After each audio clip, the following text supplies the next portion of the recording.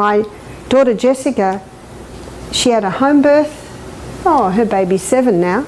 7 years ago, and the midwife who attended her was in her 50s, and she told her a story. She said, I had a prolapse of my vagina and partly uterus. She said, I went to the doctor, he said, you will need an operation and I will have to use the mesh. You've heard of the mesh? In Australia there are 800 court cases at the moment because of what that mesh has done. Where does the problem lie? Is it the mesh? The poor doctors, they have to use the mesh because there is no tone in the muscles. Can you see that? If there was tone in the muscles, they wouldn't need the mesh. But actually, if there was tone in the muscles, there wouldn't have been a prolapse. Can you see all that? She didn't want that.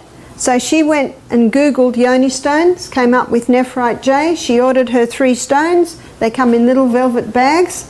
She began to wear her larger stone. After 3 months, she went back to the doctor. He said, what have you done? There is no need for you to have an operation. You don't have a prolapse anymore.